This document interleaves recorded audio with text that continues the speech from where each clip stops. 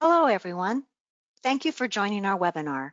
My name is Linda Johnson, Director of Marketing for Polyphaser and Transtector Systems.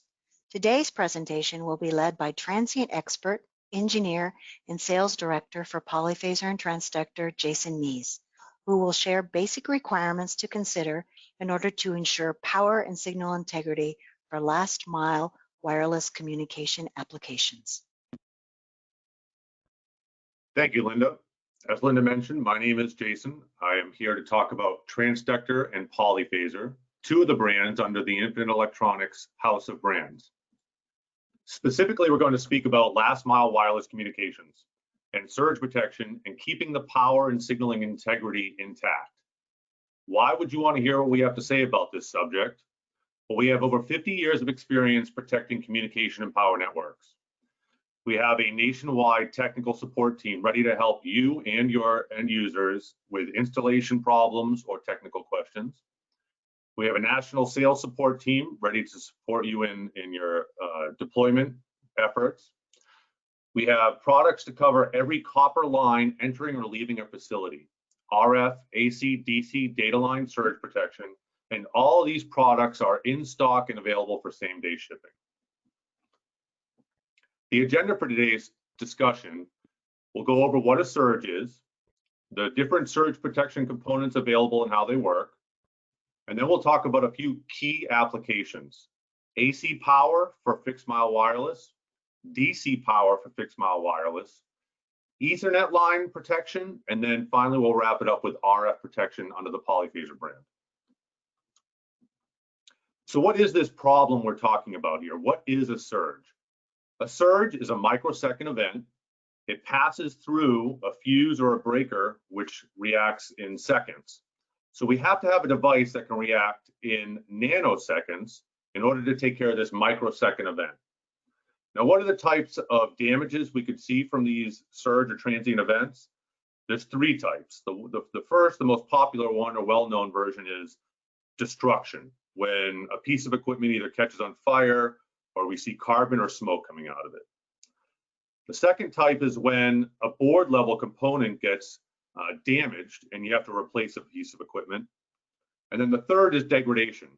When equipment you expect to get a 20-year lifetime only lasts 10 years, it could very well be due to the fact that it's been subjected to low-level transients over time that degraded that equipment and prematurely ended its life. So we have to have protection components that are designed to react just above the nominal voltage of the equipment that we're trying to protect. This diagram here is a perfect illustration of how that works. So you have a perfectly normal AC sine wave that suddenly sees a spike. Our surge protector sits in parallel and does absolutely nothing until it sees that fast rise microsecond event. Once it sees that event, the surge protector engages and diverts that surge energy to ground, sparing the downstream equipment. Now, that lead-through voltage is a byproduct of the type of components used in the surge protection device out there. Now, there is no perfect surge component, and if you hear somebody say they have one, you should run. It's just not physically possible. Every surge protection component has a pro and a con. So we started off back in the 70s using gas tubes to help protect NASA launch equipment, and they were very effective in protecting equipment at that time. But as our equipment has grown in complexity, we need more efficient surge protection components to help protect our sensitive equipment. So we've evolved. MOVs, or metal oxide boosters, are an improvement over gas tubes. They don't degrade as quickly as a gas tube does.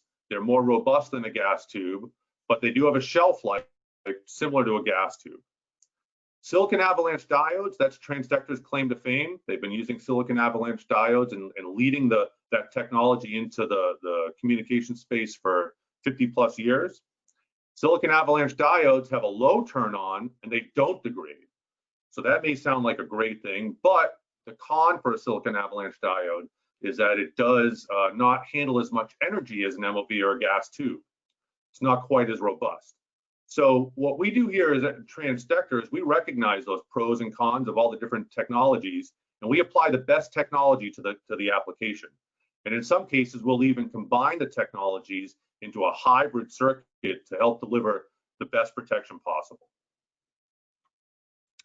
So we're talking about fixed last mile wireless. Essentially, we're placing a radio up on the top of a pole or a tower. So how do we protect that radio? It's as easy as ABC.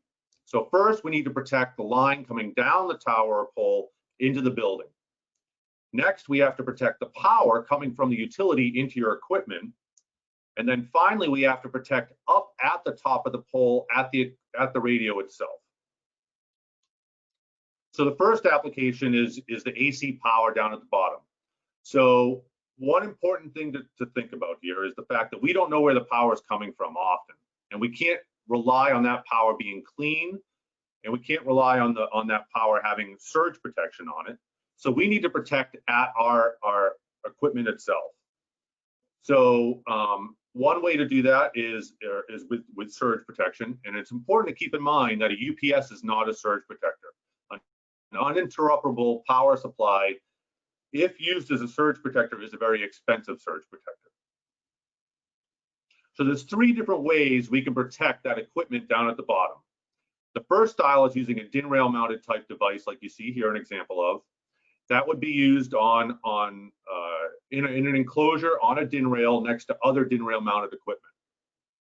If that's not an option, then you could always take and use a plug-in type device. So if that UPS I mentioned is a plug-in style UPS, you could take a plug-in style AC protector, put it into your convenience outlet in between the power feed and the UPS, and protect that UPS and everything downstream from it. The third way to do that is what we call a brick. It's a standalone device. It's outdoor rated, NEMA 4X, and it can be installed either outside the enclosure or at a panel feeding the enclosure. Now, we often see down at the top of the pole that there is a need for an enclosure, and we do have multiple styles of enclosures available. You see two popular examples here. The two differences being the top one is polycarbonate, and the bottom is a plastic enclosure. The main difference is being the kind of weatherization you need and the lifetime of the installation. Polycarbonate is a little more weatherized and would last longer, and hence be a better option for those high exposure applications. So these enclosures are available with heating, convenience outlets, built-in surge protection, every option under the sun to help you enclose your equipment in the outdoor environment and have it be lasting and working. So while we're on the power subject, another thing we're seeing out there is the deployment of power up the pole. So a lot of folks want to move to fiber. It's dielectric and it makes things easier for them. So they want to run fiber up the pole, but to do that, you have to run a separate DC line. So we run that separate DC line up there, and now that DC line has the potential to be exposed to surges. So best practice is to, on any DC system is to protect from positive and negative to ground. So Transtector has surge protection products available to go at the top of the pole and the bottom of the pole to do exactly that. So the DC Defender in an outdoor rated enclosure goes up at the top. It protects all of those modes of protection I mentioned, positive to ground, negative to ground, in addition to a bonus line-to-line protection mode. And this is 100% silicon avalanche diode. So remember what I said, SADs, fast-acting, non-degrading. Perfect for this type of an application. Down at the bottom of the pole, we'll use our CPX. The CPX is the same exact circuit, line to ground, positive to ground, line to line, positive to ground, negative to ground protection, 100% SAD, and it can be installed in either a 4-port chassis or a full rack. Moving on to Ethernet protection. All right, so we're installing Ethernet lines on a pole or a tower. We have very sensitive copper pairs in those lines, and they're very susceptible to surges. What are the three things that could possibly happen that could interrupt our signal or power? Well, we could have a direct strike to the structure, in which case energy could be induced onto any down conductors, and if there's an Ethernet cable nearby, that energy could then be coupled onto the Ethernet cable, leading to signal interruption. We could have a nearby event that would induce energy onto the cable in the atmosphere. A lightning strike would energize the atmosphere. That energy would populate onto the cable, follow that cable to the top or the bottom and interrupt your signal. And then the other more common event is when the lightning hits the earth and energizes the earth, and then follows over to the site where the grounding conductors are and energizes all those conductors at the site. And in that situation, your Ethernet cable now becomes the conduit between the two sites for that energy. So it's very important to have surge protection on either ends of those Ethernet cables in that situation. So this illustration shows that, okay? We've got an ALPU at the top of the tower and a DPR down at the bottom. Remember what I said, it's easy as ABC. So all we have to do is put protection at the top in an outdoor rated device, protection at the bottom in an indoor rated device, and then protect the power.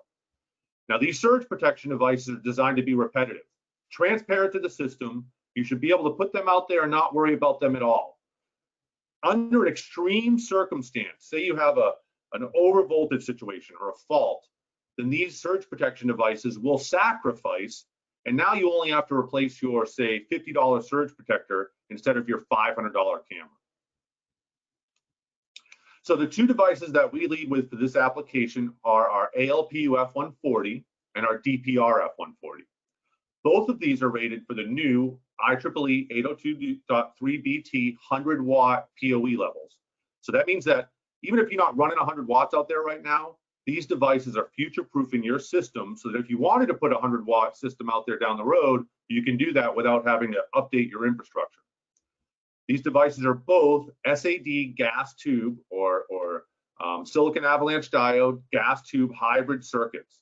So you have a dedicated SAD for each pair and a gas tube to back up that SAD on each pair. So the silicon avalanche diode will do most of the work, divert the energy to ground, but then when you have that larger event, you get the gas tube there to help you out. And the nice thing about this is having the same protection circuit topography in the outdoor rated unit and the indoor rated unit means we get a linear protection system. You know that the protection is going to be the same at the top and the bottom. Now, a very unique feature to this product that's Transtector only is our dedicated shield to ground protection. So anything that populates on your shielded cable would follow that shielded cable to either one of these devices, and the shield to ground protection is isolated from your copper pair protection, so there's no chance of contamination. So we'll immediately divert that surge energy to ground, and you don't have to worry about your grounding questions. Do I ground this end of the shield or that end of the shield? We take care of all of that in the surge protection themselves. So polyphaser is still being widely used out there. Anywhere you see a coax line and it's running up a tower or pole, you have to have RF protection on there. Why is that? Well, so say you had a 100,000 amp event strike a pole or a tower. About 75% of that would bleed down the tower itself, but 25% is going to go down the cables. And when you have a coax line, that energy has the ability to populate on the center pin in the shield at 2 different rates and 2 different speeds. So even the lowest level event can interrupt your signal. So very important to put surge protection out there to equalize the potential between the shield and the center pin. So we do that in our polyphaser products. There are a lot of different polyphaser products out there. I recommend, if you have the ability, to use our inductor-based technology. The inductor-based technology is essentially an inductor that's tuned to recognize the frequency you want to pass and divert all of the other frequencies, including lightning, which is a low voltage DC event, to ground. So it's an instantaneous turn on. There's no moving parts, there's no gas tubes that have to take time to turn on, and it's maintenance free. Because there's no moving parts in here, you don't have to worry about going out there and replacing the unit or having to have a maintenance plan around this unit. So that wraps up our discussion on protection. We're going to just summarize things in a few final thoughts here. So remember, it's important to choose the surge protection devices that are not only robust, but also have a fast acting component inside them as well. We want to make sure that turn on voltage is as close to your nominal as possible, okay? All the copper lines leaving the facility need protection: AC, DC, RF, and data. So an example of an AC protector we talk about, the brick style, would be an SP50 120 SP. For your DC power, you can put up at the top of the tower, would be our DC Defender. For the Ethernet lines, Up at the top, the outdoor rated unit, if you remember, that was our ALPU F140. And the RF polyphaser device I talked about with the inductor technology, the part number for that is TSX-NFF. And again, to summarize, right, these products, they're in stock, they're ready to ship, and we are ready to help you if you have problems. Please give us a call. We want to hear from you. Thank you. Thank you, Jason, for sharing insights into surge requirements for last mile applications. To our audience, we would like to thank each of you for your time and hope you have found this webinar informative.